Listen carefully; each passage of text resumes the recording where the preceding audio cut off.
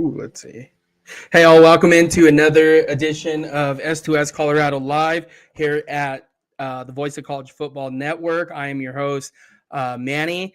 Please make sure to give me a follow at 303_Manny on X and at Manny_303 on Instagram. You can also catch us on Spotify, Apple, iHeartRadio, Amazon, wherever it is that you get your podcast from. Again, not required, but any contribution to the show, right there on the bottom, it'll say Venmo is at Manny S2S. So yeah, a lot going on this week with the program, right? Press conferences, recruiting flips. So we're going to go over all that today, as well as every week we do Big 12 game picks on Fridays, and then Colorado versus ASU, keys to the game for the Buffs. And something that, that I want to talk about here is a recruiting plan, a shift here. It has been just my thoughts on it. And, there's not a lot to be said when the success is there, right? The biggest time for people to have an opinion or whatever it is going to come when times are down. And right now the Buffs are down, right? So, I want to go over kind of a recruiting plan and if it needs to shift, as well as add some people on, add some of your thoughts on here, you the viewer, because again, this is what makes the show is all of you tuning in here. There's Dave. There we go. What's up, Dave? I appreciate you. But yeah, let's dive into it. So Ralphie report first. So news and notes of the day. So a report. I don't know if you guys saw this, but a report from The Athletic came out. It was from Antonio Morales and Sam Conn Jr. So let me pull that up so you guys can get a look at this. But it was here's what the article said. Essentially, if you take a look at a lot of the guys they brought in, in terms of Colorado, there wasn't a ton of production. Big 12 general manager told The Athletic they took a bunch of Power 4 big name recruits and put them in with the expectation they'd make huge jumps, and they just did it. Now, I think this is they're right and wrong, right at the same time. But what I think you look at some guys, right? A lot of guys they brought, right? Because Caden Salter, we know he had production at that level. It wasn't like he was at a school sitting. Jaheim Otis, on the other hand, right? Big name that didn't produce, right? And again, I don't like the production. I don't like the lack thereof production. I don't like, the reports hearing that people have to get on him to get to work, right? Those are things you don't want to hear. But it's still there. Now with Caden Salter, though, that was a big miss. I mean, again, whether that's offense coordinator, play calling, whatever it may be, but, it is pretty obvious that Colorado missed in the portal this past year, right? I know listening to another show, it was, I don't want to name names, anything like that, but it was some of the stuff they were saying, I was kind of like, man, like, take, you're sugarcoating it. Take off those rose-colored glasses, right? Like, everything's not all puppies and rainbows and all that kind of stuff, right? But there is some truth in there, right? The guys they brought in, right? There wasn't a ton of production. The Jaheim Otises of the world, right? But then you make the argument, Taufik Bayard, who is, right? He's the best player that was brought in, right? Just thinking of a couple of them, Xavier Hill has been solid, right? And we'll dive into all that, but there still is some good players and production that was brought in, but they missed. For the majority of this, they missed for one way or another. And again, which we need to talk about today, and something that's been floated in the different, Discord communities, Twitter section, whatever it is, by the fans. People are upset right now, and they should be, right? So I think there's some truth in there, as well as something, saying some other things that trying to make a blanket statement that does not cover the whole team there. Now, one of the positives that was seen, though, was Coach Prime was asked, I think it was by Romy Bean, essentially like about player evaluations. And what Prime said was, I haven't forgotten how to coach in a year. We did some things we shouldn't have done. So to me, and again, I'm going to put that back up there. To me, what that is saying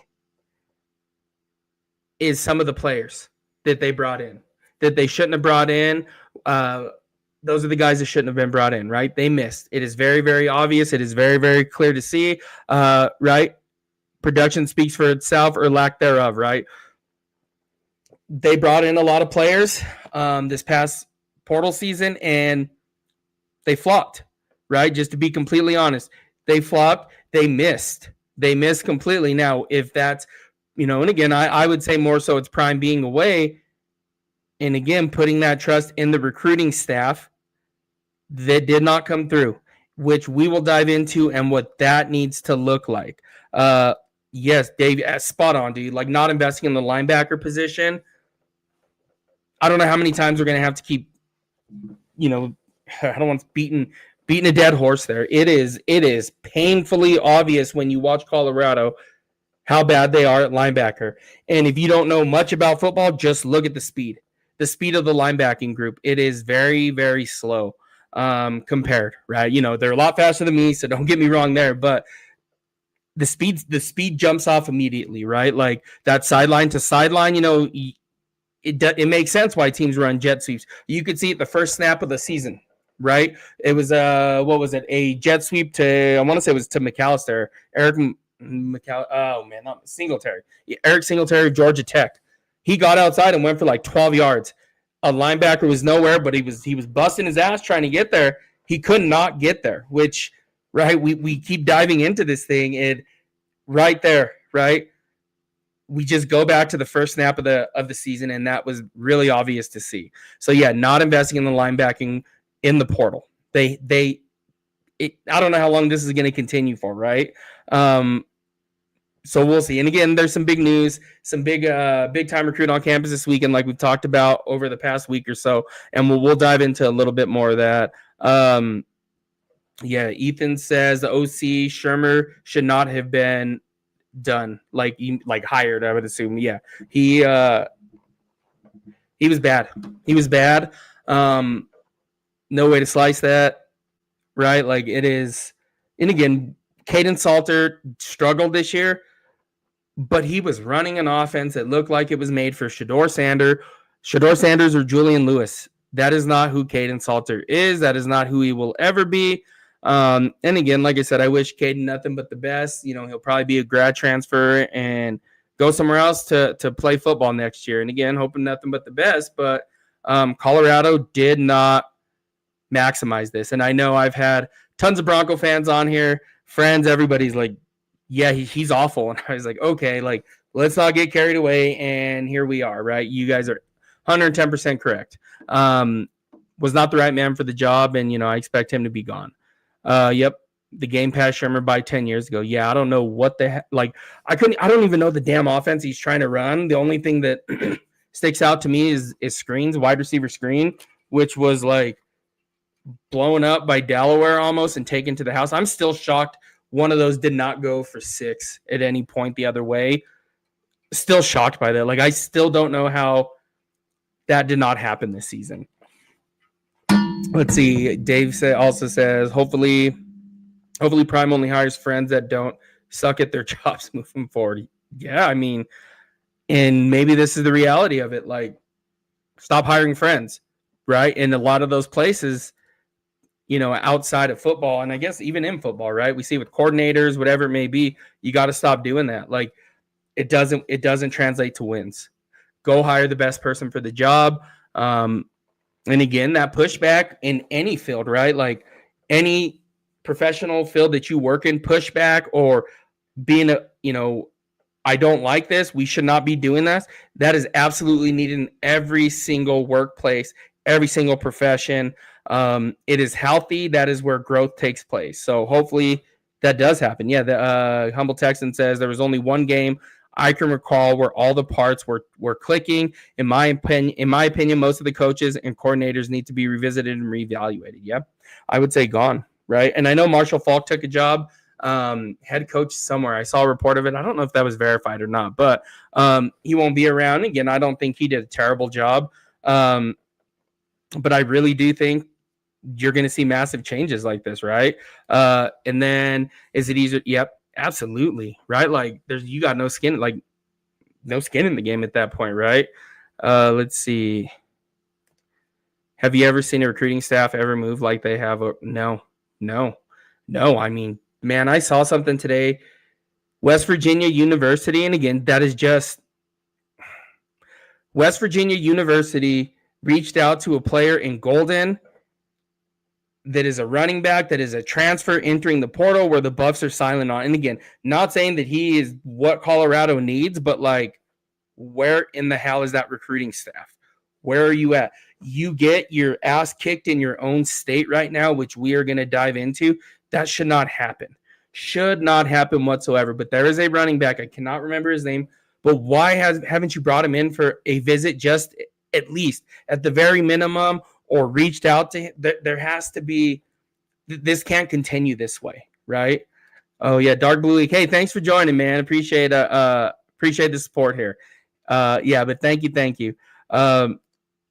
Yeah, GD8R4. That's probably okay. I'm not good with the letter word. Hopefully that's not what's going on. But what do you think CU says to recruits on the visit when the OC for next season is not certain? I think they better get their shit together and hire an OC. And that's just completely honest. Like, get your shit together, hire offensive coordinator, go get the best one available, go do that. That is what you guys need to do. Like, it is weird. And then again, you have a recruiting staff that I don't know what is being said, but something is going very, very wrong in those recruiting trips, those recruiting meetings. Something's off there. Something's completely off there. School of Mines is a great school. Yeah, we have a good friend of ours. He goes to school there, and we couldn't be prouder of him. So in the family. So yeah, absolutely a great school. Utah isn't known for being a high school football and JUCO hub, but BYU and Utah build great teams every year, mainly staying in state. Yes, they do. There is, what is that high school called? They have one really, really good powerhouse in Utah. It is, who went there? It is not Rider Lions. It is, oh man, we were just talking about it the other day. I was just telling my wife all about it the other day. I don't know why I'm drawing a blank right now, but they have one school that is it is one of the powerhouses in the country. And again, I don't mean like the powerhouse, but it is one of the powerhouses in the country where you see a lot of players come from. USC gets a lot of those guys. And then BYU, which remind me of this when we jump into this recruiting piece of it. They landed one of the top recruits out of Colorado, which is frustrating as hell. But with Utah, there is something that happens with Utah and BYU that I'm gonna dive into here as well in a bit. But yeah, so that is what Prime said. And then Dark Blue Ink, my wife, she came in and she was telling me all about this last night. But congratulations to Colorado women's soccer team. So they have advanced into the Sweet 16 after beating 6-seed Xavier 4-1. They will take on 2-seed Michigan State on Sunday, which is awesome. So they will be playing Michigan State in the Sweet 16, the women's soccer team. CU and Michigan State did meet in August, and the game, they met in Boulder. The game ended in a 1-1 tie. And again, the game will be Sunday at 1 p.m. So we are super proud of them, super excited for them. Go get them. Best of luck to the women's soccer team. But we're all pulling for you, right? So hopefully they go and get that done, get a win, and move on to the Elite Eight, and hopefully bring home a national title. So, but best of luck to them, and something we will continue tracking. So, just fantastic news there. So, just something to be excited about. Now let's dive into some recruiting. So one that we have been, this is one that we, go Buff Soccer for sure. Wait, whoa. Humble Texan says Ralphie used to run out during the soccer games when I went to school. It was awesome. What? That is crazy. Okay, they should just probably run Ralphie out for for everything. Hell, even take him to Mile High. That's what I want to always call. But take him to Mile High and let him run out for that. That would be wild. So, but yeah, that is pretty crazy. They used to run her out for soccer games. Yep, Scobuff Soccer. Yeah, super excited for that. Now recruiting. So let's dive into this. There, like we talked about, there will be 3-star 2 visits this weekend, and there was already one this past week. But today, I guess, 3-star Amari Polidor, 6'1", 170-pound cornerback, currently committed to Penn State. He'll be visiting. And then 4-star linebacker Terry Wiggins, 6'3", 210. He's currently committed to Penn State as well. And again, that's the fallout of the James Franklin at Penn State thing. And if you were following that, he got hired at Virginia Tech, and a bunch of those kids that decommitted from Penn State are now, lo and behold, going to Virginia Tech to visit. I did not like that firing for Penn State from the get-go. My hope was to get James Franklin into Boulder on some type of role, general manager, whatever it may be. Again, obviously he wants to coach, right? Coach Franklin. I just think he's phenomenal, and I think part of the problem is you see some of these schools and, Penn States of the world, and they want to do all this and we should be good and this and that. Like, that is not the reality, right? This is not the reality of what college football looks like year in, year out, winning national title. Alabama, Georgia, right? Ohio State. Those are the blue bloods, right? Like, you have to be honest with yourself. So I thought that was a terrible move by Penn State, just to say. But next guy we're talking, Buffs are also in a recruiting battle with North Carolina for Jonah Rodriguez. So he's a 3-star, 6'4", 291-pound offensive tackle. So he played JUCO. He played at Southwestern College in Chula Vista, California. He visited on November 19th, so a couple days ago. So that would have put that on Wednesday this past week. So huge news there. Hopefully they can land him, and keep in mind, as the show progresses, that California thing, and we're going to talk a lot about that. Gavin Miller and now Devontae Timms have decommitted, if you haven't heard. And that's one of those ones where you just shake your head and something, and again, they're losing, right? We know Colorado's not having a good year, but there's something else going on here, right? Like, and I think I don't know everything, but I think I kind of have an idea of what it is. So Carson Crawford, linebacker out of Carthage, Texas. So like we talked about over the summer, I said a couple of these guys are going to move up to 4-stars. That was Gavin Miller and Carthage. Carson Crawford, linebacker out of Carthage. They moved him up to a 4-star. And again, not trying to toot my own horn here, but you see this kid play, you see this kid run, you see the versatility with him, and the size, right? The size and versatility and athleticism. You look at that kid and you say, yeah, that dude's a 4-star recruit. That kid should be a 4-star. So I'm not shocked by this, but and like I was saying, though, now you have Colton. Gosh, why do I always want to call him Colton Hood? I got to stop doing that. Rodney Colton, 4-star linebacker. Carson Crawford, 4-star linebacker. And now you have Terry Wiggins visiting, as that's also a 4-star linebacker. So if you can land 3 4-star linebackers, man, that would be wild, right? With the way this class is shaping up, the way how poor the recruiting is going right now.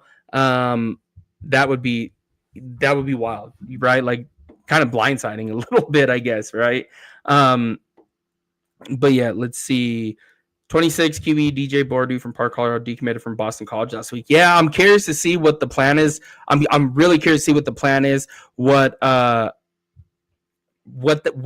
his plan is, or what it is. I mean, it is Colorado has to start.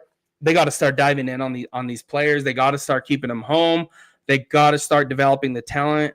And again, we're going to dive into that, but you can't keep diving into the transfer portal year after year after year after year. It is not sustainable. Bro, feel me? How did Indiana become a powerhouse Indiana? So one, they cleaned up on the portal, still aren't, and Kurt Signetti is a hell of a coach. Like, God, Francisco Mendoza is, my God, like, holy shit, right? Like I root for them because I love that. I love that they were doubting them and they tied him and Prime together and said you can't win in the portal. Now that's essentially what every team, a lot of these teams are doing, right? You have like Ole Miss that killed the portal, Texas Tech that killed the portal. They're going to go in and make some noise in the playoffs again. That's if Lane Kiffin sticks at Ole Miss, and Ole Miss just seems like the right place for Lane Kiffin, which I like seeing him at Ole Miss. I'm not an SEC person, but it just feels like that's the right fit for him because it's nobody else could go do what Lane Kiffin has done at Ole Miss, right? And just like nobody can do what Prime has done at Colorado but Prime. So it's one of those perfect marriages, right? So my hope is that Lane Kiffin stays. It doesn't sound like it, but my hope is that he does stay there. But yeah, I don't know how Indiana has built this. They do very well in the transfer portal. And now they're starting to hit recruits, right? They are now starting to finally hit those recruits and come in dominant powers and invest money into that program. So that is how Indiana has transformed itself, which we thought Colorado was on the path to, right? So yes, and then Carson Crawford. Let me see here for tomorrow. Tomorrow, Colorado State playoffs start. So a team to watch again if you're not familiar with it. A lot of these kids should have stood in Colorado. Cherry Creek High School plays tomorrow. They take on who is it tomorrow? Fairview High School out of Boulder. Actually, I don't know. I think kickoff's at 1 or 2. But Cherry Creek High School, that is a whole different animal, whole different beast here in the state of Colorado. They'll win tomorrow, but there is a player safety, I want to say, on Fairview that we're going to talk about later on in the show. So let's keep an eye on that one. Now, let's dive into some Big 12 game picks this week. So I didn't pull it up a couple weeks ago. I should have, so I get my record. I'm just going to say I went undefeated a couple weeks ago. I didn't because Colorado lost. So first game. So let me see if we got the games up. They may be where are we at with our Kansas at Iowa State. So this line has moved it. So it's not 4.5 anymore. And here, I'm not even going to put those up. But let's go with Kansas at Iowa State. Game kicks off at 10 a.m. Mountain Time. So I'm going to talk about everything in Mountain Time. So 10 a.m. Iowa State is -3.5 points. So I'm going to take Iowa State in that game. I just feel, I don't know, I feel like they got their groove back a little bit. And at Ames, right? So I got Iowa State in this one, which I think they'll win that game. And then Baylor at Arizona, 11 a.m. kickoff. Arizona is -6.5. I like Arizona. I don't know if they. I hate guessing scores. Like I'm not good at it. I say Arizona by 6, right? 6 or 7, somewhere around where the line's at. But I'll take Arizona. Kansas State at Utah. I think Utah puts it on them.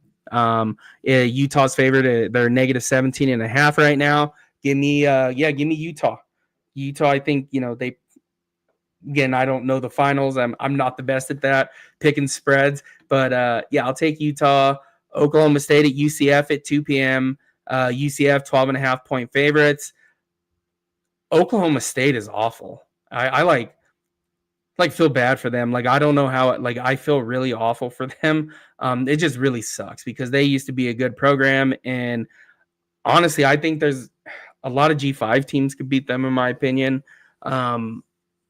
It's just not good for the Big 12 to have a team that bad. So I really do hope Oklahoma State gets it turned around, hires the right person, and brings some of that strength back that we're used to seeing with Oklahoma State.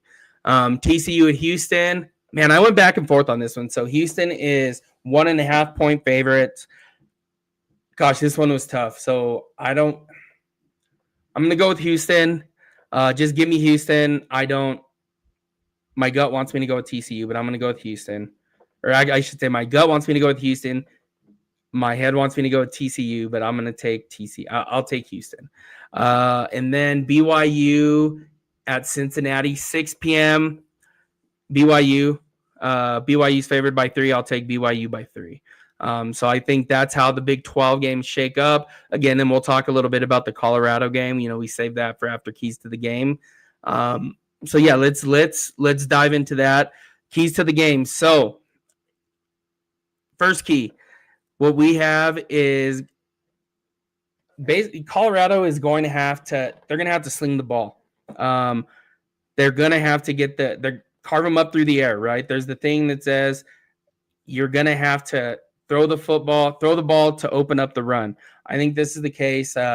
Arizona State's pass defense they ranked number 68th overall. They gave up 223.9 yards per game. The rush defense, that ranks number 27 in the country, and they gave up 120.9 yards per game.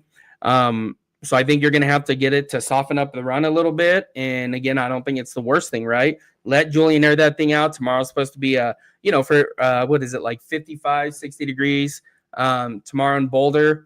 Maybe not 60, maybe more closer to that, 55 and lower. But there'll be no moisture or anything like that. So I think they're going to have to let Julian go out there and sling that thing. And again, I don't think it's the worst thing either. Everything that they're doing now has to be prepared for next season. And this is the reality of it. Let JuJu go out there and do his thing and target O as many times as he needs to. And I don't know what it is. I have a sneaky feeling on Zach Atkins this week. I think he's in for a big game. I'm not saying like 150 yards, but 80, 90 yards, somewhere around there. I see Zach Atkins for some reason. I don't know why, but I do feel like Zach Atkins is going to have a 80 to 90 yards this week and a touchdown. So we'll see what that comes to. Second key, and I think this is like we've been saying this all season long. Everybody, stop the run. Stop the run. Stop the run. Stop the run. Right? No Levitt, and Levitt is going to hit the portal. So I don't want to say fall from grace, but what the hell happened with Arizona? Cam Scatteraboo left, Levitt got hurt, and here they are, falling off a cliff now. So this is but anyway, no Levitt, and no Levitt anymore no Levitt anymore at Arizona State, I should say. Now they're going. So this one's kind of tricky, but they're going to try to run the ball, and why not? CU gives up 210 yards per game, which ranks number 129 out of 136 teams. Like, we know it's not been good. Pass defense ranks number 68. They give up 223.9 yards through the air. Not great, but I mean, pick the lesser of the two, right? Lesser evil of the two, right? Now, you do want him throwing the ball, but there's a huge but in there. We have an old friend, Jordan Tyson, coming to town. And that dude is if you've not seen wide receiver, that dude can flat out play. He worries me a lot. And then I didn't even bring this up, injury report, but DJ's out. And again, not sure what's going on with him, but he's out. So they're going to have to roll coverage towards Jordan Tyson, bracket him, keep him in front, and whatever you do, please don't put somebody on an island in man-to-man with him with the cover zero. That's not going to work against him, especially when you're missing your best corner. And regardless of what DJ McKinney, I still have faith in DJ. So roll your coverages that way. Double team and bracket him. Always have somebody over the top of him. If one person can beat you, it will be him. Don't let him beat you. Easier said than done, but do everything you possibly can to not let him torch you guys. And then third key, again, this goes hand in hand with the second, but they got to pressure Jeff Sims and make him a passer, right? Like, again, it goes with the second key, but like if they're going to run the football, as we've seen, Colorado they miss a ton of tackles. They are terrible against the run. And again, if they can force Sims to be a pure passer, get some pressure on him, you'll see some turnovers, right? And that's the hope, right? Get after him, stop the run, and then you make him one-dimensional and go after him while, keeping that eye on Jordan Tyson and doing whatever it is to not let him beat you. So I think that should be it. But again, those are tough, right? Those are things Colorado, especially the second key, stop the run. They haven't been able to do all year, right? They haven't, I don't even, outside of Wyoming, I don't think this team scored over 30 points outside of that game. It has just been a struggle every single week on both sides of the ball. So hopefully, that bye week with JuJu, he's able to do his thing this weekend. And he's able to, Julian will have those 2 weeks to prepare himself. Hopefully he's ready to go. And I have all the faith in the world that he'll be ready to roll. And I'm excited to be there tomorrow to watch his first start at Folsom. Kenny Dillingham still has ASU in contention for conference championship. I know. Ain't that crazy though? He's a hell of a coach though. He's not going to be at Arizona State much longer. I know he grew up a fan there, but somebody's going to come knocking soon. Someone's going to come knocking soon for him. I think that's just the reality of it. Now, the prediction for this game. So Arizona State is favored by 7, I should say, touchdown and an extra point. Game kicks off at 6 p.m. Mountain Time. If the Buffs can hit 2 out of 3 of these, specifically the first and second key, right? Because again, the second and third key, the third key goes with the second key. You win this game at home. So if they can do 2 out of the 3, I predict a 24-21 win for the Buffs. Now, I hate picking these games, right? Because that homer side of you is always optimistic. Now, not looking through rose-colored glasses, not being a homer, I see like a 27-20 loss, 31-24 loss, somewhere around there. I do think this season just has gotten away from Colorado, right? As we all know, right? I think the majority of us are excited to see Julian Lewis, but understand that this offseason has a ton of work ahead of us, ahead of the team. So I'll go 31-24, 31-20, 27-20, somewhere around there. I don't think the Buffs get it done. And I think Arizona, they come out and Arizona wins this game. So there's that for the game. Now, drop your guys' comments in there in the chat, what you guys think score will be, or if you guys think they have a shot, if they have a chance. I mean, I think they have a chance and a shot to win. It's not out of the picture, but I just don't think they're going to get it done. This season has just been this season has just been a nightmare, right? It's been awful, and again, this is I've had a really bad football season, again, I tell you guys on here, I don't talk about my NFL team on here because I'm trying to keep fans on here versus lose fans. So I just don't think there's a way they get this thing done. Dave says my prediction of 45-42 Buffs is purely based on gold colored glass. Dude, I wanted to pick them so bad. Now you're going to get me excited. I'm not going to say anything to mess up my pick for this week. I'm trying to go what would it be? 7-0, 8-0 in the conference this week. So let's see. Chad says, I'll take Buffs by 3, last home game, national television. I hope it's electric. Yeah, I hope so too. I did see though, there's 40,000, only about 40,000 tickets have been sold.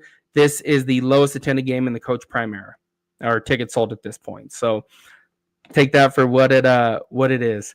Let's see. Neo, Colorado will win. I think JuJu is going to light it up with his new hairstyle. Man, did you guys see that picture of his hair on the actual turf? If you haven't, find it on Twitter or Google it.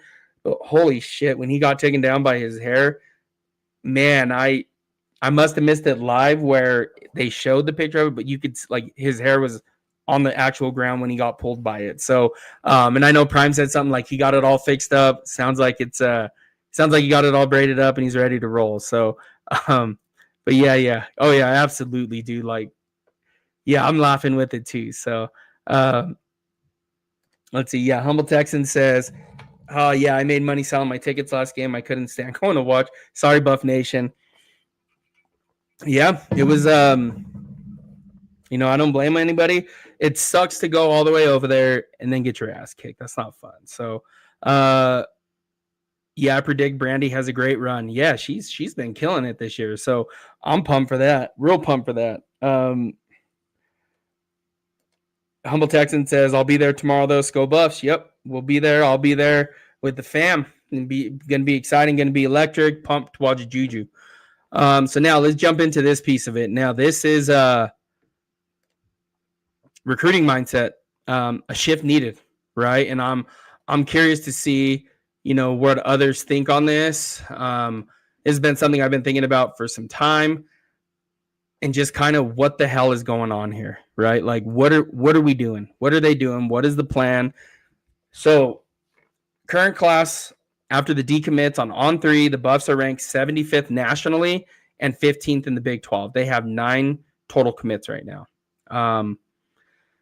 Lost 2 this past week, and Gavin Mueller, and our guy DeMonte Timms. Now, 24/7 Sports has the Buffs ranked 95th and 96th composite ranking and 15th in the Big 12. That's not good, right? Obviously, right? 9 total recruits here. Have you decided if you drive up for the K-State game? Man, the tickets are cheap. I found 2 yesterday for like $48, $49. And then wife and I started looking at Manhattan, Kansas. So like, I got a master's from the University of Kansas in Lawrence, and Lawrence is cool as shit. Kansas City's close. But Manhattan is like 40,000 people or so, 45,000 people. So those of us in Colorado, it's like the size of Grand Junction, way out western Colorado, one of those towns almost before you get into Utah. I want to go, but then I'm kind of like, do I want to go to Manhattan? So I don't know. We're still deciding, but if I really like just went with what I want to do, yeah, I would probably go. So hopefully we do make it out. We're still thinking about it a little bit. But yeah, so the recruiting mindset, it is what I think the problem is. So, and again, what I think is happening here, the Buffs got a staff from the South, right? From the Southern schools, right? All of them had the ties there, right? Corey Phillips, right? Came from LSU. Darden Box, right? Coach Box from Vandy. Slayton from Alabama. And basically the whole staff from that region, okay? Again, it is not a bad thing. It is not a bad thing whatsoever. And I get you want to recruit the South because that area is, rich with football talent, right? Just extremely, one of the best, right? That is where the best high school football is played as a collective, right? We know that. Now, the problem with it is, though, you are going to the SEC's backyard now and competing with them. And I do not mean this. This is not LSU. This is not Vanderbilt, right? This is Colorado. We don't have that money, right? We know that. And as well as that pool that they have to, that talent pool where Kirby Smart's there and all these. You get Prime is here. Prime is fantastic. But you cannot go into the SEC thinking you are going to win a majority of these fights. These recruiting battles, you're just not going to. Not a lot of schools are going to go in, right? Oregon doesn't go in there, right? Oregon doesn't go there and recruit the shit out of it. USC doesn't go there. Washington doesn't go there, right? When you look at the powerhouses in the western part of the country, they don't go into there and try to recruit the shit out of it. It is too damn difficult. A problem is even if you look at what USC did, Lincoln Riley screwed up his first couple years at USC because he was still trying to go into Texas and recruit. Dude, you were at Oklahoma. This is now Southern California. He has shifted his game plan. USC has the number 1 recruiting class right now. So there is something to be said there. You are not going to win a lot of those. You're not going to win those battles you're going to be lucky to win a couple. If that, it would be if you win one, that's great. That is great. But that is where the majority of the time the staff is spending. You're not going to win those, right? Like Shedeur Morgan, for instance, right? We all knew it was a long shot, but man, they put in so much work with that kid. But what about the rest? What about the kids here in Colorado? right? Like your Braylon Hodges of the world, right? Like the 4-star linebacker that committed to Oregon. Why didn't we go do that, right? Like it is mind-boggling, right? And I know, Dave, you've been on this too. We've been going, back and forth a little bit about that stuff. Like, what the hell are they doing? Like, what are they doing? Why are they doing this? Like, you are not LSU. You do not have the pull. Yeah, we don't, like Dave says here, we don't have the wins. One, right? We're not a blue blood. Let's just call it what it is, right? We all know that. They act like we are a school in the CFP. Yes, that is not who Colorado is. That is, we would love to be that. Absolutely love to be that. But that is not the reality of Colorado football today. And then, about Lincoln Riley, like he had to switch his whole philosophy there, like the whole thing. Somebody should have just told Lincoln Riley, dude, get in your car from South Central Los Angeles, drive within 30, 45 minutes one way on a Friday night, go recruit the best player out of that game, go get, pick a direction and go. And hopefully somebody said that to Lincoln Riley. Right? You have your Long Beach Polys there, your Mater Days there, St. John's Bosco. That, like, it was insane what Lincoln Riley was trying to do. He was still trying to recruit the South. Dude, you're in Southern California. You're not going to win those battles regardless of that you coach at USC, right? So Colorado is doing something that I don't understand it. I wish I could understand it a little bit better. And as I start going and thinking more and more about it, they're from, the recruiting staff, and it's not their fault, but they're from that part of the country. This is what they know. This is what they are familiar with. And, Corey Phillips will probably go back to LSU and do a hell of a job recruiting for LSU, right? Because he knows where to go, right? And there's that LSU tie there, right? You can go into the South, but it doesn't need to be, that can't be where you're living at. You're not going to win, and you're wasting resources, right? Money, I should say, not even resources, money. You're wasting money when you go into the South, right? Unless you get a guy that's like, yeah, I'm in, like Julian Lewis, right? Like, and there's something to be said. There's something to be said about that, right? So, if I were to put my shoes, right, in a top recruit's, right, put myself in a top recruit's shoes, right? My life, Southern California, Colorado, right? And going to the South to me seems like I would never want to go to the South. Like, we drove through there years ago, and I was like, yeah, this is not for me. It's not what I was used to. The vibe there is completely different, right? And you go, let's say you go to like Southern California, right? Find what, UCLA's campus, right? You go to Westwood there. It has that Boulder vibe to it. The vibes are the same. You're on the western part of the country. This is what the kids are used to, right? This is what they are used to. Again, you're talking about kids here, right, that are still having to go to college, that are still going to get homesick. You look at Julian Lewis, right? It came down to Southern California and Colorado. So that kid already had a West Coast mind there, right? He knew he wanted to be on the western part of the country, right? And it was between Colorado and USC, right? And ultimately chose Colorado. And again, that the vibes are, you can sense the vibes, right? It's not that much different, but, and again, putting myself in there, I would not want to go play at Alabama. I would not want to go play, at Georgia. That's just not what I'm used to and what I would want to do. What I would want to do, right? You ask me, Oregon, USC, Washington, Colorado, right? You start looking on the western part of the country.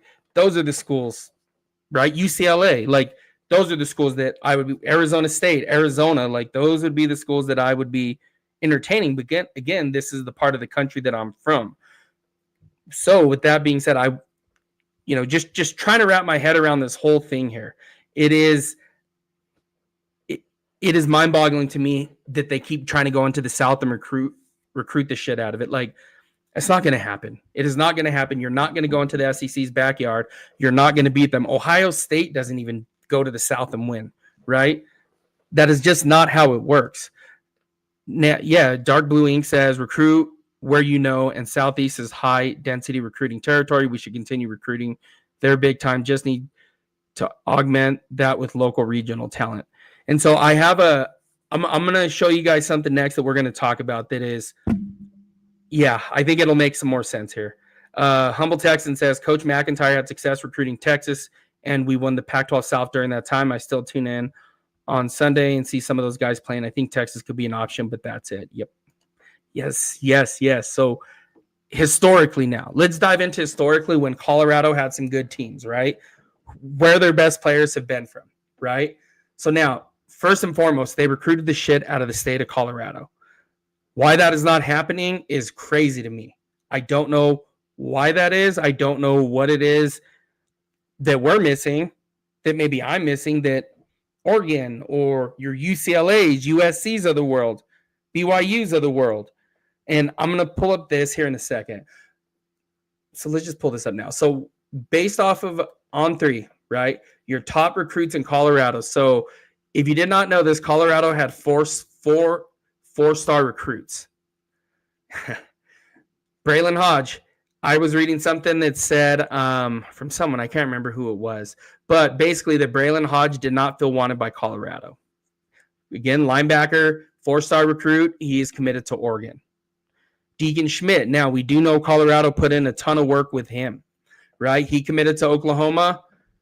Okay, you're not going to land all of them, but at least the work was put in there. And I would even still continue to argue that what did that work look like? Did you guys, right? Like, again, I can't speak to that. So now we got Ty, I can't say his last name, but he's the tight end, Cherry Creek High School. 6'6", 200-pound, right here in the Denver area. He's going to BYU, right? And again, can't leave the state. So now here is one. So Torrey Davis, he is a safety, plays in Boulder, Colorado. He goes to Fairview High School. Now, this kid, I was going through this earlier. I do think Colorado offered. I hope they did, because holy shit. They offered, but they didn't even finish in this top. What are we at? 1, 2, 3, 4, 5, 6, 7. They were in his top 8 and number 8. Like, how the hell does that happen? He is literally Fairview High School right there, like within walking distance of of Folsom Field there. Unreal that kid leaves. And then you look at so hopefully I don't butcher this. Tufana Uma Case, believe he goes by Ti. He goes to Washington, Cherry Creek High School. How are they not knocking this out of the park in the state of Colorado? You let these kids leave, and it's a problem. Like the last couple years, Colorado wasn't known for, for the state of Colorado as a football state. I believe, gosh, what was it last year? I believe they only had let me just double check. I don't want to give you guys wrong information, but I want to say there was only 10. They had only 13 kids ranked in 2025, right? On these national ones, right? Those are the ones worth a ranking from the state. Year before, right? So 2026 now, the state of Colorado just ranked comes up and on 27 kids. Now, I will tell you this. Guess how many of these kids are going to Colorado? And put it in the chat. I will guess how many of these kids are committed to Colorado. And it's going to be shocking a little bit. Why that is happening is beyond me. I don't understand it. And maybe it's one of those things where they don't understand the way that they don't recruit the state of Colorado. And again, how the state of Colorado works, right? Ooh, here we go. We got 1-0. Oh, Dave switched. Yeah, let's get 0.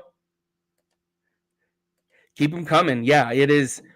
It is frustrating as shit. So I will tell you that. So it's not a good number. They have one recruit that is ready to come play for the Buffs. One recruit.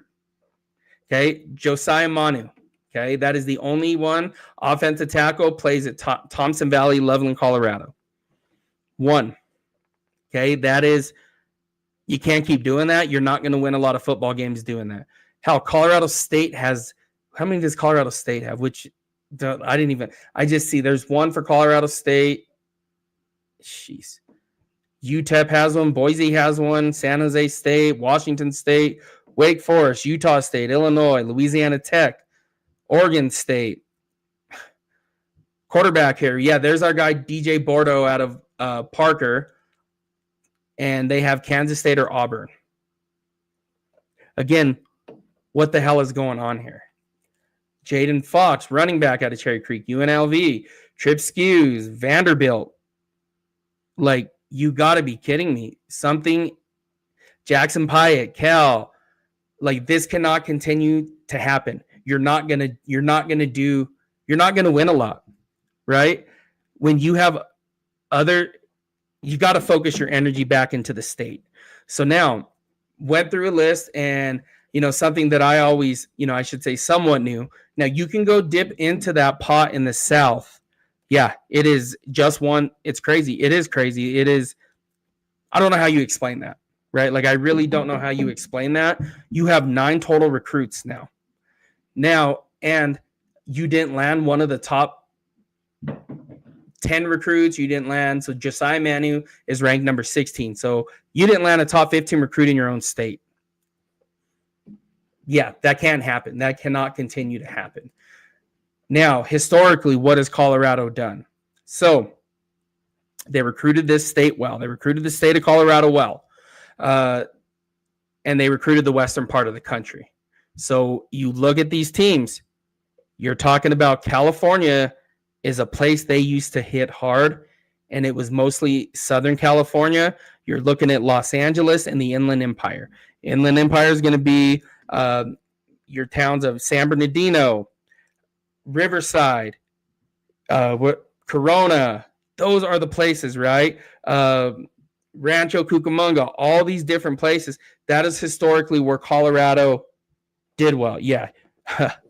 Did I miss it? Did you say what the bus recruitment class is ranked? 96th. 96th in the country. Dark Blue said recruiting Colorado is not the at. Yes, I do agree. You cannot recruit but you got to land the top ones. You got to keep them here. Your goal every year should be to keep the top 10 recruits in this state at Colorado. Like, there should be a more conservative effort to do that. And again, Cherry Creek High School, again, they play tomorrow at, what time? I don't know what time kickoff is, 1 or 2 p.m. They play tomorrow. Man, they are really, really good. They are really, really good. No one else is going to touch them this year. Like, we stopped by, we were out to eat last Friday night, and they were playing, who was it, Fountain Fort Carson. And we drove by, he's like, okay, after dinner, let's go stop by here to check it out. And my wife was asking, kind of about it. I said, they're going to kill him. This is going to suck for Fountain Fort Carson. I said, it's going to be over after the first quarter. So it was only 14-0 after the first quarter. Halftime, it was 42-0. And then it got real ugly, and 56-7, they got mercy. They mercy rolled the other team. This is a second-round state playoff game. Now, tomorrow they play Fairview High School out of Boulder. So I don't know what the score is going to be, but it won't be close. I don't think 56-7, but take a look. I would encourage everybody to watch Cherry Creek High School football going on 3. Look at the players that are leaving this state. If you can just land the top 10 players, hell, try at least 7 out of 10. That's not being done. Far from it.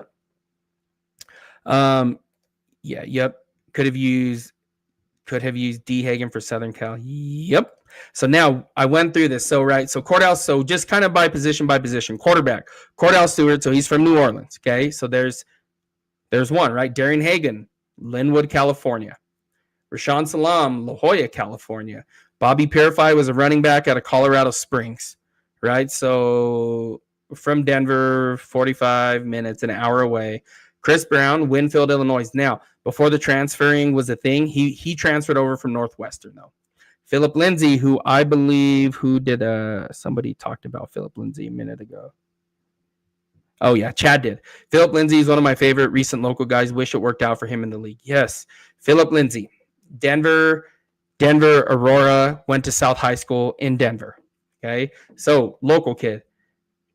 Eric Bieniemy, New Orleans. Okay, so again, there's that little dip that you keep seeing these where they can go into, right?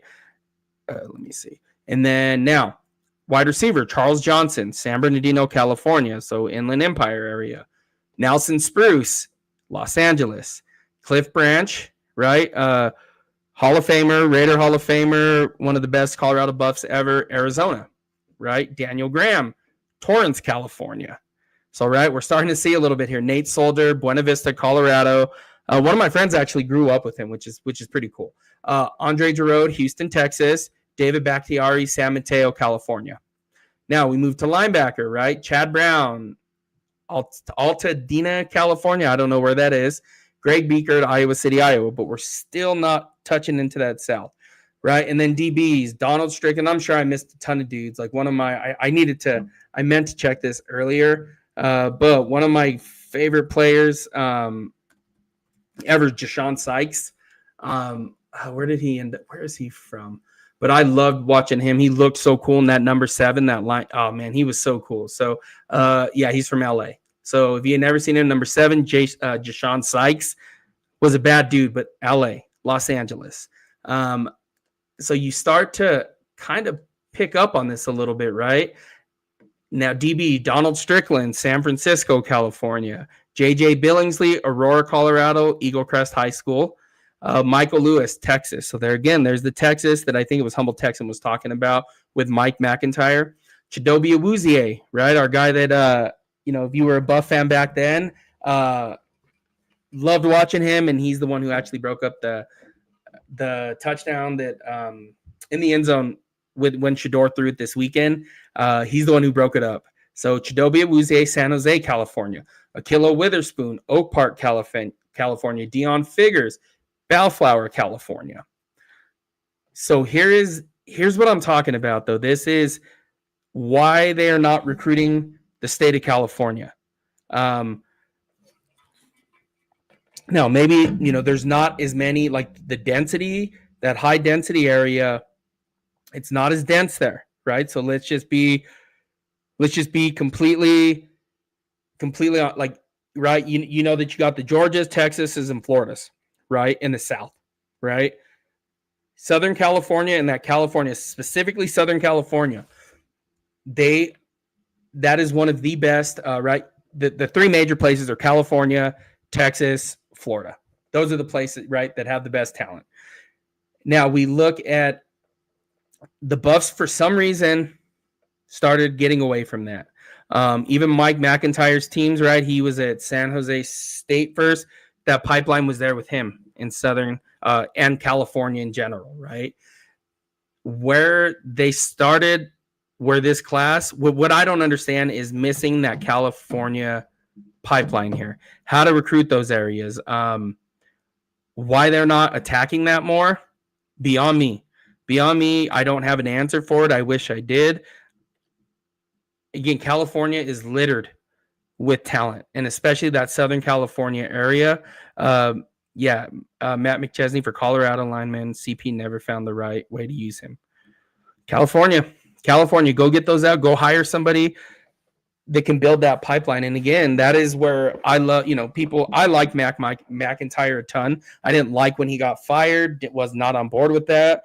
Right, Sefa Lufau, Washington, West Coast kid. Right, just so you're aware. But they got to figure out a way to get into California and start building that recruiting pipeline there. And again, California, you have your, let me double check this, but last time I checked, it was St. Francis Bosco was the number 1 team in the country, high school football. Let me see, high school football national rankings. I want to see I believe it still is. Let me see, where are we at with it? Centennial, Mater Dei. Oh, yeah, then one of the places that I don't understand where they don't go after is Bishop Gorman. Still don't understand that, out of Nevada, right there in Vegas. Or I think they call it Henderson. But so right now you have, okay, so here it is. Right now, just based off of rivals, IMG Academy, right, which is good. Continue building that, right? Continue with that. And then let's jump down to where we at. Mater Dei, number 6, Bishop Gorman, 7, Centennial, Corona, California. So Centennial, that's where Hassan Longstreet is from. Where is St. John Bosco? So they actually beat Mater Dei this season, earlier in the year. But St. John Bosco, like, They got to get their Santa Margarita Catholic. That's Rancho Santa Margarita, Hamilton, Chandler, Arizona. Like, I just don't. Sierra Canyon, right? You think of Sierra Canyon, you think of Bronny, right? Like De La Salle, right up there in Northern California, right? Like, why those places are not getting hit by this staff is beyond me. I don't think anybody really wants to live in the transfer portal as much as the Buffs do. I really don't. Honestly, I really don't think they want to be there as often to try to rebuild on the fly every single year. I don't think it's sustainable. Then you end up with a year like this where you miss, and here's where it happens. So as much as, the portal this and portal that, I don't think that's a place you want to live. You want to live at every single season. And again, you look more at these teams, right? Like the West Coast power teams, Oregon, USC, UCLA, Washington. You look at these schools, right? Not a lot of the players, I shouldn't say not a lot of the players are from the South, right? They'll have a few here and there, but you're talking about recruiting the western part of the country. That's where those teams make a killing. And for some reason, Colorado is going into the South and trying to compete there. Like, you're not going to compete there, right? USC doesn't compete there. UCLA doesn't compete there. Washington, Oregon, those schools do not compete there. Ohio State doesn't win recruiting battles there. They'll pick a couple up here and there, but Ohio State's not there trying to recruit the shit out of the area. Michigan, they'll go get their guys that they know that they can get, right? And that is the approach Colorado needs to use, again, because they don't have all this, right? All the money in the world. They don't have an unlimited budget like a Texas or whatever it may be to just keep heading out to the South and trying to get these kids out of their home state. Like, you're not going to win a lot with that, right? Like, and again, I think this is kind of where we're seeing this come to a head. And again, I don't think it's that the recruiting staff is bad. I don't think it's this or that. I just think it is what they're used to in recruiting the southern part of the country. And again, you're not going to win those a lot of resources, a lot of money is not it's not spent well there, if that makes sense. But I'm curious to kind of see, what you guys think of that. What you think the problems are, what the fixes are. And again, as much as we want to say, like, recruit the shit out of the South, like, it's not realistic. It is not realistic. It's not realistic. Like, you're not gonna win a lot of those. Like, I still am at a loss sometimes with some of these kids, like, right? Like, there was Zion Ely from Maryland, right? Him and Jordan Seaton went to the same high school. Guess where he committed to, right? Like, Colorado went out there and spent some resources trying to get him to come. Staying at Maryland, right? Number one edge player in the class of 26. Going to the University of Maryland, like, right? Like, University of Maryland is landing a number one recruit in their own state, but Colorado can't land that, right? It is, make it make sense a little bit. Dave says, I think they are bad. I mean, it could be. Maybe they are bad. And again, maybe that's just me trying to be a little too nice here. Because okay. Because their plan sucks. It is a terrible plan. If we're being completely honest, it's a bad plan. I'll come out and say that. The plan is bad. You're gonna, as much as I want to say go recruit the South, and we got a shot, we don't. The Buffs don't have a shot of beating anybody in the South, right? Like, you may land a Julian Lewis here, you may land a Jordan Seaton there, but you're not going to win the majority of those to build a program off of, right? Like, that's not the reality. It's not the reality of what this is, right? And again, I don't think this will be the reality of it ever, to recruit the South like that, right? Hell, I'm convinced you get Nick Saban here, he's not going to win a lot of those battles in the South. Yeah, he may win more, but to actually win those battles and recruit the shit out of the South, where you're beating LSU, Georgia, Georgia Tech, Florida State, Miami, that's not going to happen. Like, you're not going to win those battles, right? Like, and they do need a new plan. And just kind of curious as to what you guys are, what your thoughts are there. So this will be new. This is something I kind of want to try, but as a company, they've been talking about it to do call-in shows. So there's going to be a link there. If interested, click on the link and you'll, that's an invite into the show. And you'll come on again. Don't have to have your camera on, but I'm just kind of curious where people think this needs to go, what this needs to look like. Just your guys' different, your plan on it. Like it is mind-boggling to say the least, as to what Colorado is doing. And the plan is obviously bad. It's not rocket science to see it. Yeah. And when you really start to dice it up and really dissect it, here is what you get, right? You're recruiting the shit out of the South. Shedeur Morgan, they went into Alabama how many times to try to get him, right? They were there all the time. Why?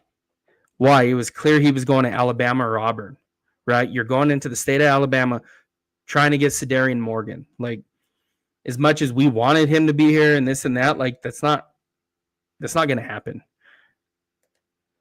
We are getting talent. We need better coaching, win, and better players will come. Yes, but I still think it needs to be a mindset shift or a philosophical recruiting mindset shift, I should say. That needs to change. You're what, 2.5 hour plane ride to Southern California. And there is, again, those that have been to Southern California, everything is so damn close there. Go on a Thursday night and you can catch 3, 4, 5 different high school games. Oh yeah. This part right here, this right here, we don't even use the full amount of scholarship spots. Yeah. And to think they're going to clean up in the portal every year, again, you're playing with fire there. And we got burnt this year, right? And again, how much of that was Prime being, I don't want to call it her, but, going through his health issues and not being able to actually be on campus. And again, rightfully so. Like he was dealing with his health, trusted the staff to make some decisions, and those decisions didn't work, right? We all know that the draw to Colorado, right, is Coach Prime, right? And that spotlight that is given, right? We know that. The other piece of it, though, is, right, you can sell the mountains, you can sell all that, but, most of the kids probably don't care about that, to be quite honest about it. They want to win. They want to play young. They want to play early, which, again, just kind of the whole Julian Lewis, the handling of that situation where he had to sit behind Caden Salter for that long. I really thought he would go into the year as the starter. I really thought they should have made him the starter. They shouldn't have went and got a Caden Salter. That money should have been spent elsewhere. But you're Colorado. A 5-star all-world quarterback doesn't get to play as a true freshman. Make that make sense, right? You have Michigan Bryce Underwood playing, right? Like it does not make sense. A lot of what we're doing here. So the hope, though, is that, we'll see what they do. I don't know what that recruiting staff looks like here in the next few weeks. Maybe they're going to let them finish out till signing day, which I think it's early National Signing Day in a couple weeks here. Let me get that day, National Signing Day. Oh man, dang it. I want to say it's in the next couple weeks though. So, and if that is, let me see if that's okay. Or is early? I think it's early National Signing Day, November 12th. Oh, I already did that. Yeah, I guess so. December 3rd. So yeah, December 3rd. So 2 weeks from now. And I think we'll know more a little bit after that time. See what happens on signing day, but I do think a lot of changes are coming, and I do think a lot of changes are necessary, and it does need to be a mindset shift because you can go recruit the shit out of California, right? That team in 2016 that won the Big 12, the Pac-12 South.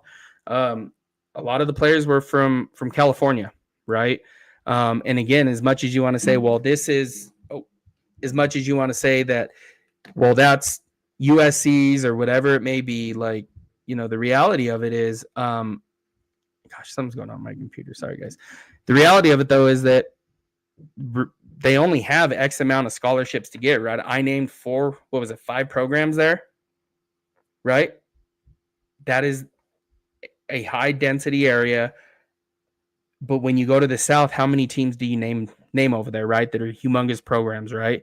Tons. So even the schools, there's not as many in the West, like major Power 4 conference schools, right? That are going to clean up, right? Like the powerhouses that you're going to have to deal with in the South. So hopefully they figure that out. Hopefully the Buffs can change the mindset a lot. I'm curious to see where this goes, though. And again, this is just kind of my theory on what it needs to look like. This is, I think, how things need to change.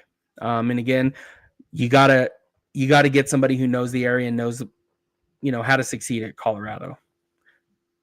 Whew. Who do you want as AD and GM? So I liked it as AD.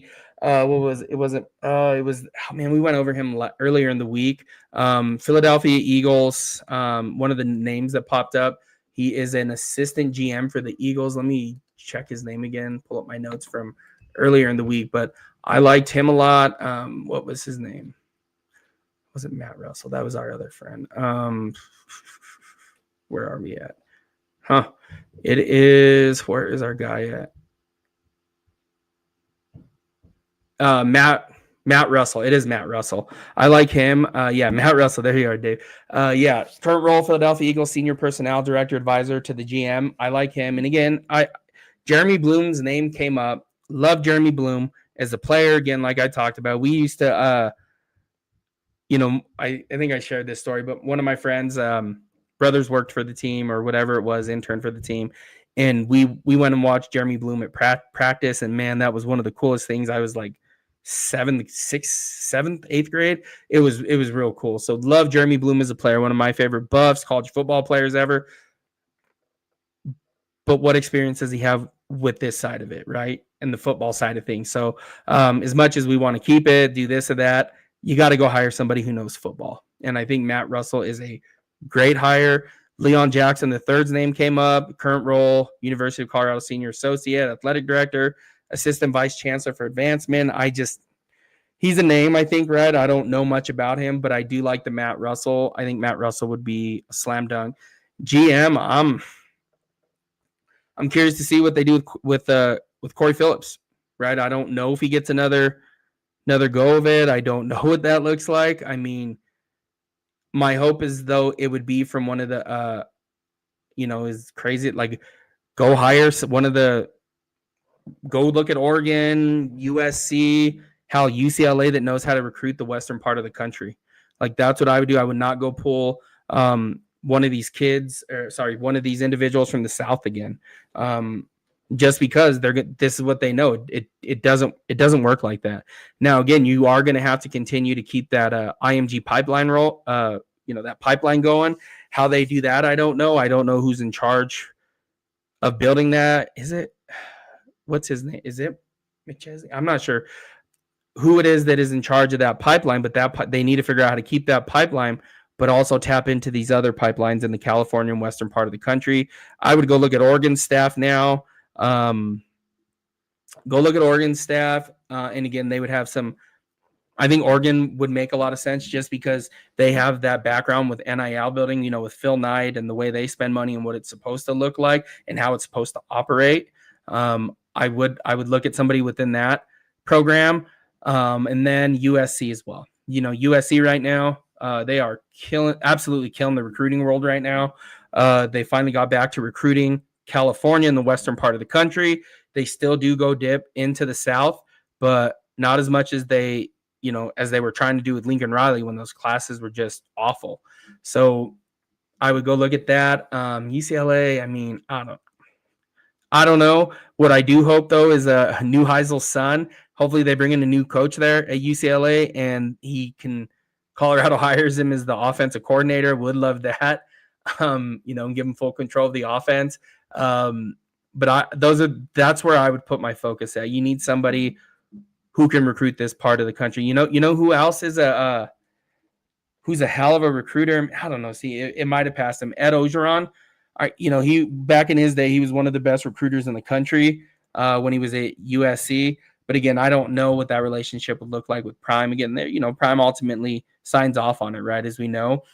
But they got to get that pipeline back going to California and start recruiting this part of the country, knows how to recruit it, and then hire some guys around them that, maybe one or two guys that are dedicated to the state of Colorado to keep those kids here, because, Cherry Creek High School, they're not going anywhere. This football program is getting ready to continue to build and build and build and, be one of the best in the country. So they're going to have to figure out how to build that pipeline from Cherry Creek High School to Boulder.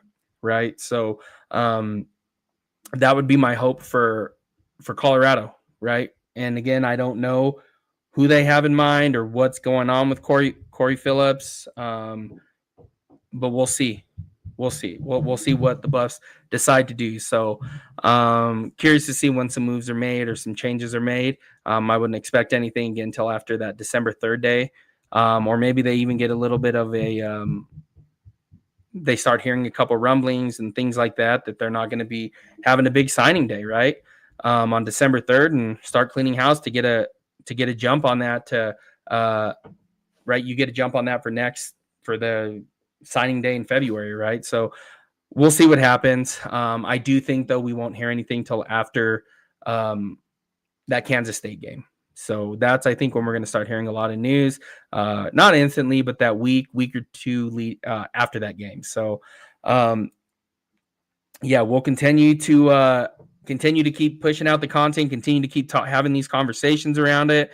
It is, but this Buffs team, man, they got their work cut out from this offseason. And again, I firmly believe in what Prime has brought to the program. Again, no way, shape, or form am I saying that he is the guy, he's the scapegoat. No, he's not. And again, what I love about Prime is right here what he said in this quote, right? Like, you got the right man. I promise you do. And I'm just going to prove that to you. Just give me an opportunity. Give me an opportunity and a little more time, and I'm going to prove that to you. So yeah, he takes full responsibility for what he did. What happened this offseason with the portal, right? And again, I firmly, put that trust in Coach Prime. I think he's the right guy for the job. I don't think there's not a lot of people that can do what Prime did in Boulder and turn that program around. And again, it's nothing new here, right? You got your quarterback in place, right? You got him in place. You got some players coming back. You got your left tackle in place. It is a much better situation than he took over for in 2022, right? We can all agree on that. And we'll see what he does. We'll see what he does this offseason. And I'm excited to see the changes that do come. That do come in the new faces that Colorado brings onto the staff. So, but yeah, that's all I got. Tomorrow, though, we have our game kicks off at 6 p.m. Mountain Time. We'll be there. I'll be doing a post-game show right after the game. I think I have it scheduled for 8:39. I can't remember. I think it's 8:30 actually. But we'll be doing that from the parking lot right after the game. The time it takes to get out of Folsom to the car. So we'll be there tomorrow again, and we'll see. Hopefully Julian, balls out tomorrow, gets those guys involved. Man, I'm excited to see him and Omarion tomorrow. So, but as always, I do appreciate you guys, each and every single one of you. Without you, there is no show. The show's slowly but surely growing. And again, make sure you follow me on X at Manny_303, IG at 303_Manny. Any of your podcast platforms, catch me on those. And again, till tomorrow, like former Buff and Heisman Trophy winning Travis Hunter always said, you go Buffs, baby. All right, guys, have a good evening. We'll catch you guys tomorrow. Make sure real quick to hit the subscribe button, share with all your friends, like, subscribe, but appreciate every single one of you for joining us. Have a good evening, and we'll talk to you all tomorrow.